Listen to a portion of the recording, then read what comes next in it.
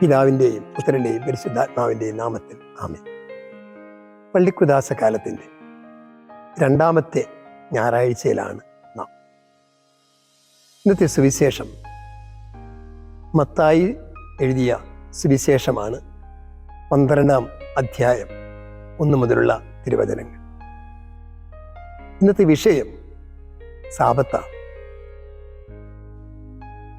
നിയമാവർത്തന പുസ്തകം 5-ാം അധ്യായത്തിൽ 10 മുതലുള്ള വചനങ്ങളിൽ സാബത്ത് ആചരണത്തെക്കുറിച്ച് വളരെ കൃത്യമായിട്ട് പറഞ്ഞു വെച്ചിട്ടുണ്ട്.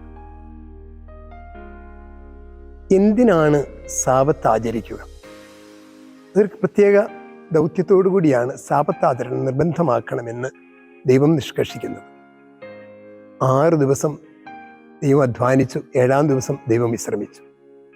ഇതുപോലെ മനുഷ്യരും എല്ലാവരും വിശ്രമിക്കണമെന്ന് ദൈവം ആവശ്യപ്പെടുന്നു. അതിൻ്റെ പിന്നിൽ ഒരു ദർശനമുണ്ട്. കാരണം ദൈവത്തെ ആശ്രയിക്കാൻ മനുഷ്യൻ പഠിക്കേണ്ടത് സാബത്ത് ആചരണത്തിലൂടെയാണ്. അല്ലെങ്കിൽ 7 ദിവസവും ഞാൻ അധ്വാനിച്ചു കൊണ്ടിരിക്കുന്നു, എൻ്റെ അധ്വാനത്തിൻ്റെ ഫലമായാണ് കാര്യങ്ങൾ നടക്കുന്നത് എന്ന് ഞാൻ തെറ്റിദ്ധരിക്കപ്പെടാൻ ഇടയുണ്ട്. ഞാൻ അധ്വാനിക്കാത്തപ്പോഴും ദൈവം എല്ലാം പരിപാലിക്കുന്നു, എല്ലാം ക്രമപ്പെടുത്തുന്നു എന്നുള്ളതാണ് ഇതിൻ്റെ പിന്നിലുള്ള ദർശനം. അതായത് ദൈവമാണ് എല്ലാത്തിൻ്റെയും ഉടയവൻ. ഈ പ്രപഞ്ചത്തെ നയിക്കുകയും പരിപാലിക്കുകയും ചെയ്യുന്ന ദൈവമാണ്. എൻ്റെ അധ്വാനമല്ല, എൻ്റെ ക്ലേശങ്ങൾ മാത്രമല്ല എന്നുള്ളത് എന്നെ ഓർമ്മപ്പെടുത്തുകയാണ്. അതുകൊണ്ട് ഒരു ദിവസം ഞാൻ അധ്വാനിക്കാതിരിക്കുമ്പോൾ ഞാൻ ദൈവത്തെ ആശ്രയിക്കുന്ന, ദൈവമേ നീയാണ് ഇതെല്ലാം ചെയ്തുകൊണ്ടിരിക്കുന്നത് എന്ന് എളിമയോടെ ഏറ്റുപറയാൻ സാധിക്കും. ഈ ഒരു പശ്ചാത്തലത്തിൽ നിന്നുകൊണ്ട് വേണം സാബത്ത് ആചരണത്തെ കാണാൻ. ഇന്നത്തെ സുവിശേഷത്തിൽ 2 സംഭവങ്ങളെയാണ് കൂട്ടിച്ചേർത്തിരിക്കുന്നത്. ഒന്ന്, ശിഷ്യന്മാർ വിശന്നപ്പോൾ ഗോതമ്പിൻ്റെ കതിരുകൾ പറിച്ച് ഭക്ഷിക്കുന്നതും സാബത്ത് ലംഘിക്കുന്നതും. 2, കൈ സൂക്ഷിച്ചവനെ യേശു സുഖപ്പെടുത്തുന്നു. ഈ 2 അനുഭവങ്ങളിലൂടെയും യേശു വ്യക്തമാക്കാൻ ആഗ്രഹിക്കുന്ന ഒന്നാമത്തെ കാര്യം ഇതാണ്: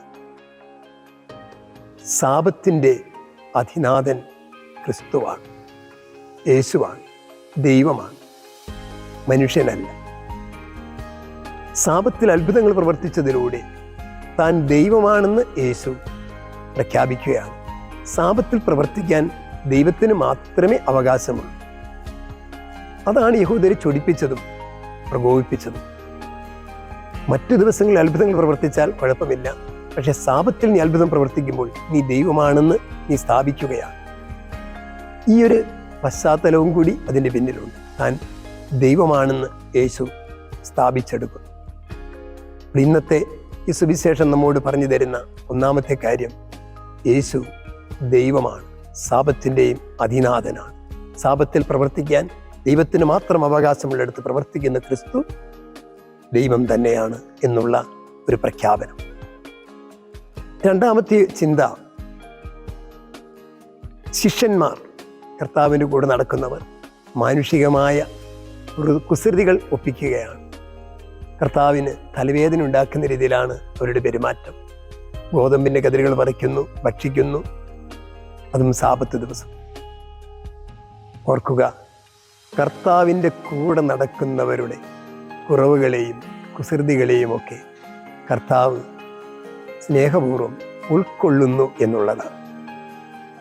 അപ്പൻ്റെയും അമ്മയുടെയും സ്നേഹവും വാത്സല്യവും ഒരുപാട് നുകരുന്ന മക്കൾ, അവരോട് വിധേയത്വവും ഇഷ്ടവും കാണിക്കുന്ന മക്കൾ കുറുമ്പ് കാണിച്ചാൽ അപ്പനും അമ്മയും അത് വളരെ സീരിയസ് ആയിട്ട് എടുക്കില്ല. ഇതാണ് ദൈവത്തിൻ്റെ പ്രത്യേകത. നമ്മുടെ കുറവുകളും പോരായ്മകളും കർത്താവ് മനസ്സിലാക്കും.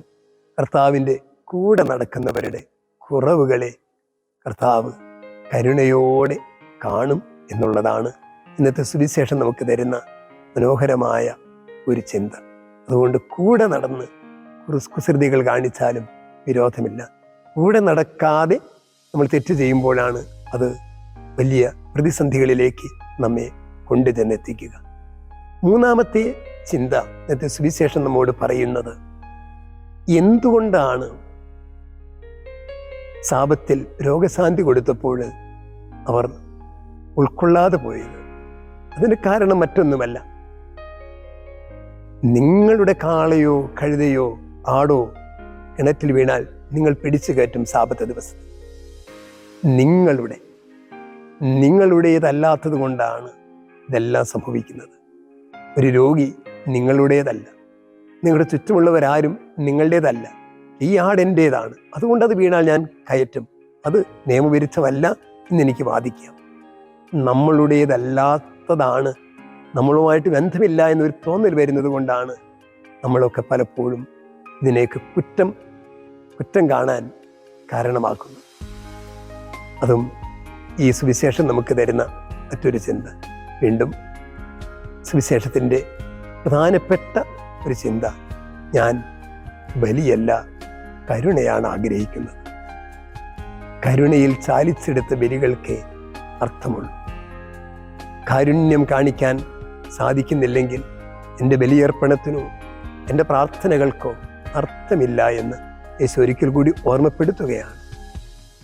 എൻ്റെ പിതാവ് കരുണയുള്ളവനായിരിക്കുന്ന പോലെ നിങ്ങളും കരുണയുള്ളവരായിരിക്കുക.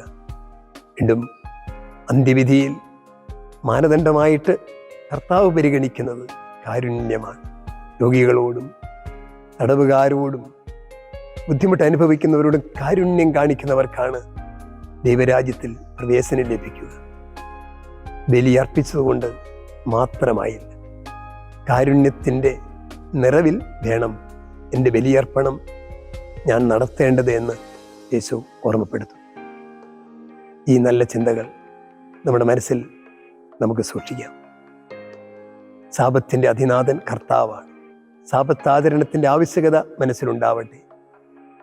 ദൈവത്തിലുള്ള എൻ്റെ ആശ്രയബോധം ഞാൻ അറിഞ്ഞോ അറിയാതെയോ ഓരോ ഞായറാഴ്ച ആചരണത്തിലൂടെയും പ്രഖ്യാപിക്കുകയാണ്. എല്ലാവരും എൻ്റേതാണെന്ന് കരുതുമ്പോൾ നിയമത്തിൻ്റെ കുരുക്കുകളിലേക്ക് നാം അവരെ തള്ളിവിടില്ല. ഓരോരുത്തരും എൻ്റെ അടുത്ത് വരുന്നവർ ഓരോരുത്തരും എൻ്റെ സ്വന്തമാണ് എന്ന് ചിന്തിക്കുന്ന നന്മയുള്ള ഒരു മനസ്സ്. നല്ല ഈശോയെ, സാപത്തിൻ്റെയും അതിനാഥനായ കാരുണ്യവാനായ കർത്താവ്, നിന്റെ കാരുണ്യം ഓരോ ദിവസവും ഞങ്ങൾ അനുഭവിച്ചറിയുന്നു. കൈ സൂക്ഷിച്ചവനോട് കരുണ കാണിച്ചതുപോലെ, സാപത്ത് തെറ്റിച്ചു എന്ന് കരുതിയ ശിഷ്യന്മാരോട് സ്നേഹത്തോടെ പെരുമാറി അവർക്ക് വേണ്ടി വാദിച്ചതുപോലെ ഞങ്ങൾക്ക് വേണ്ടിയും നീ വാദിക്കണമേ, ഞങ്ങളെ അനുഗ്രഹിക്കണമേ. ആമേൻ. നമ്മുടെ കർത്താവ് ഈശോ മിശിഹായുടെ കൃപയും പിതാവായ ദൈവത്തിൻ്റെ സ്നേഹവും പരിശുദ്ധാത്മാവിൻ്റെ സംസർഗവും നമ്മെല്ലാവരോടും നമ്മുടെ കുടുംബങ്ങളോടും പ്രിയപ്പെട്ടവരോടും കൂടെ ഉണ്ടായിരിക്കട്ടെ, ഇപ്പോഴും എപ്പോഴും എന്നേക്കും.